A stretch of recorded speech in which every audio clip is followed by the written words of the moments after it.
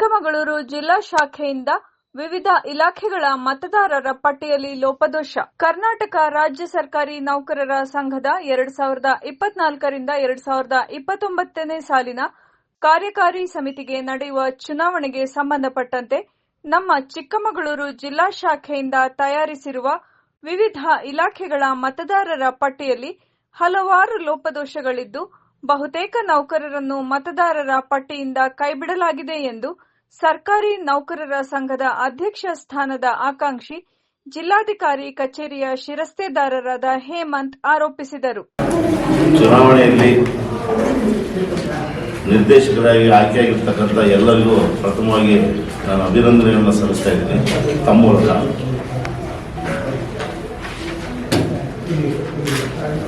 4ನೇ ತಾರೀಕು ಎಲ್ಲ 66 ನಿರ್ದೇಶಕರು, 7 ಜನ ತಾಲೂಕು ಅಧ್ಯಕ್ಷರುಗಳು, ಒಟ್ಟು 73 ಚುನಾಯಿತ ನಿರ್ದೇಶಕರಿಂದ ಅಧ್ಯಕ್ಷ ಸ್ಥಾನಕ್ಕೆ ಮತ್ತು ಖಜಾಂಚಿ ಸ್ಥಾನಕ್ಕೆ ಮತ್ತು ರಾಜ್ಯ ಪರಿಷತ್ ಸ್ಥಾನಕ್ಕೆ ಚುನಾವಣೆ ನಡೀತದೆ. ಆ ಚುನಾವಣೆಯಲ್ಲಿ ಜಿಲ್ಲಾಧ್ಯಕ್ಷ ಸ್ಥಾನಕ್ಕೆ ಹೇಮಂತ್ ಕುಮಾರ್ ನಾನು ಅಭ್ಯರ್ಥಿಯಾಗಿದ್ದೇನೆ ಮತ್ತು ಕೃಷ್ಣಮೂರ್ತಿ ರಾಜಾರಸ್ ಅವರು ಖಜಾಂಚಿ ಸ್ಥಾನಕ್ಕೆ ಸ್ಪರ್ಧಿಸಿದ್ದಾರೆ. ರಾಜ್ಯ ಪರಿಷತ್ ಸ್ಥಾನಕ್ಕೆ ಮಂಜುನಾಥ್ ಅಂತೇಳಿ NPS ಅವರು ಸಹ ಸ್ಪರ್ಧೆ ಮಾಡಿರ್ತಾರೆ. ಪ್ರಥಮವಾಗಿ ನಾವೇನು ಹೇಳೋದು ಅಂತಂದರೆ, ಚುನಾವಣೆ ನಡೀಬೇಕು ಅಂದ್ರೆ ಮುಕ್ತವಾಗಿ ಚುನಾವಣೆ ನಡೀಬೇಕು.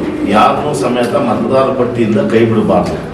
ಆದರೆ ಈಗ ಏನಾಗಿದೆ ಅಂದರೆ, ಈ ಬಾರಿ ಮತದಾರ ಪಟ್ಟಿ ಮಾಡಬೇಕಾದ್ರೆ ಮಾಡಿದ ಮೇಲೆ 1 ತಿಂಗಳು ಡ್ರಾಫ್ಟ್ ಅಂತೇಳಿ ಮಾಡಬೇಕು.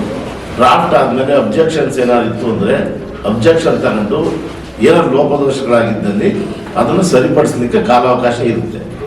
ಆದರೆ ಯಾವುದೇ ಥರದಲ್ಲಿ ಡ್ರಾಫ್ಟ್ ಪಬ್ಲಿಕೇಶನ್ ಮಾಡಿದ್ರೆ ಭಾಳ ನಮ್ಮ 19ನೇ ತಾರೀಕು ಏನು ನಾಮಪತ್ರ ಸಲ್ಲಿಸ್ತೀವಿ ಆ ದಿನ ನಮಗೆ ಮತದಾರ ಪಟ್ಟಿ ಸಿಕ್ಕಿರೋದು.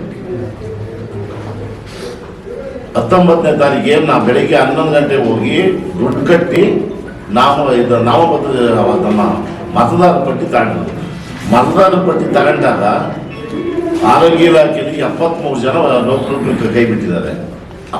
ಮತ್ತು ಅದೇ ರೀತಿ ಅರಣ್ಯ ಇಲಾಖೆಯಿಂದ ಕೈ ಬಿಟ್ಟಿದ್ದಾರೆ. ಅಲ್ಲದೆ ಕೆಲವು ಇಲಾಖೆಗಳನ್ನ ಇನ್ನೊಂದು ಇಲಾಖೆ ಜೊತೆ ಮರ್ಜಿ ಮಾಡಿ 1 ಸೀಟಿನ ಸ್ಥಾನ ನಿಗದಿ ಮಾಡಿದ್ದಾರೆ. ಆದರೆ ಒಂದು ಇಲಾಖೆ ಜೊತೆಯಲ್ಲಿ ಸೇರಿಸಿರ್ತಕ್ಕಂಥ ಇಲಾಖೆಗಳಲ್ಲಿ ಆ ಇಲಾಖೆ ಅವರಿಗೆ ಸಂಬಂಧಪಟ್ಟ ಮಾತ್ರ ನೌಕರನ್ನ ಸೇರ್ಪಡೆ ಮಾಡಿ ಇಲ್ಲಿ ಉಳಿದ ಇಲಾಖೆಗಳನ್ನ ಎಲ್ಲ ಕೈ ಬಿಟ್ಟಿದ್ದಾರೆ. ಸುದ್ದಿಗೋಷ್ಠಿಯನ್ನು ಉದ್ದೇಶಿಸಿ ಮಾತನಾಡಿದ ಸರ್ಕಾರಿ ಪದವಿ ಪೂರ್ವ ಕಾಲೇಜಿನ ಶಿಕ್ಷಕರಾದ ಮಂಜುನಾಥ್, ಸರ್ಕಾರಿ ನೌಕರರ ಸಂಘದ ಜಿಲ್ಲಾಧ್ಯಕ್ಷರಾಗಿದ್ದ ದೇವೇಂದ್ರ ಅವರು ಉದ್ದೇಶಪೂರ್ವಕವಾಗಿ ನಮ್ಮನ್ನು ಮತದಾರರ ಪಟ್ಟಿಯಿಂದ ಬಿಟ್ಟಿದ್ದು ಇದು ಎಷ್ಟರ ಮಟ್ಟಿಗೆ ಸರಿ ಎಂದು ಆರೋಪಿಸಿದರು. ಈ ಚುನಾವಣೆಯಲ್ಲಿ ನಾನು ಕೂಡ ಒಬ್ಬ ಆಕಾಂಕ್ಷಿಯಾಗಿದೆ ಸ್ಪರ್ಧೆ ಮಾಡಲಿಕ್ಕೆ, ಜೊತೆಗೆ ಅಧ್ಯಕ್ಷ ಸ್ಥಾನಕ್ಕೆ ಸ್ಪರ್ಧೆ ಮಾಡಬೇಕು ಅನ್ನೋ ಆಕಾಂಕ್ಷೆ ಇಟ್ಕೊಂಡಿದ್ದೆ ನಾನು.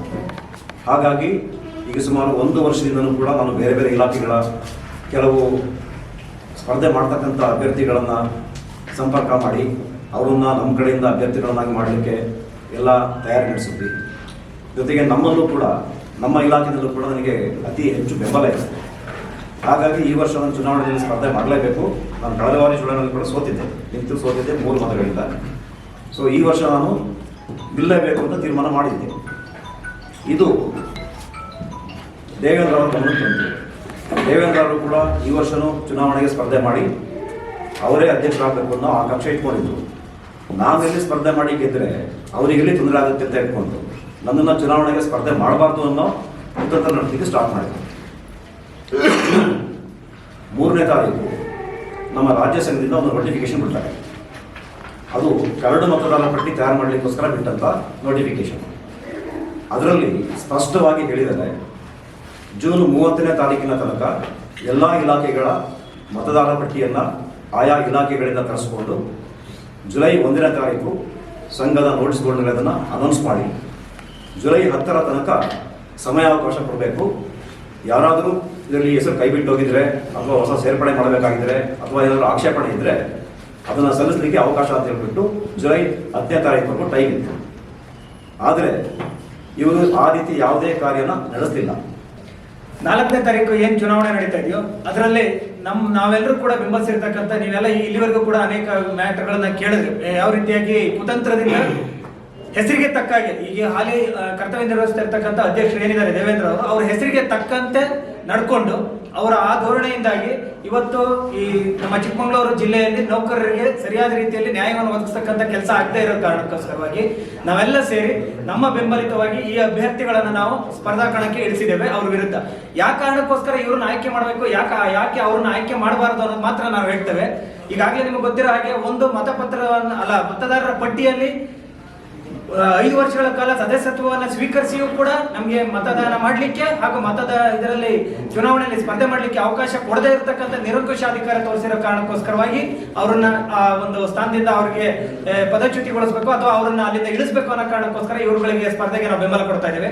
ಎರಡನೇದು, ನಿಮ್ಗೆಲ್ಲ ಗೊತ್ತಿರಲಿ, ಅವರು ಕೆಲಸ ಮಾಡ್ತೀವಿ ಅಂತ ಹೇಳ್ತಾ ಇದ್ದಾರೆ ಅಂತ ಹೇಳಿದ್ರೆ ಯಾವುದೂ ಕೂಡ ಅವರು ಸಂಘಕ್ಕೆ ನೌಕರರಿಗೆ ಪರವಾದಂತ ಯಾವುದೇ ಕೆಲಸಗಳನ್ನು ಕೂಡ ಮಾಡಿಲ್ಲ ಸರ್. ಸುದ್ದಿಗೋಷ್ಠಿಯಲ್ಲಿ ಕೃಷ್ಣಮೂರ್ತಿ ಅರಸ್, ಮಂಜುನಾಥ್, ಸತೀಶ್, ಕಿರಣ್ ಉಪಸ್ಥಿತರಿದ್ದರು.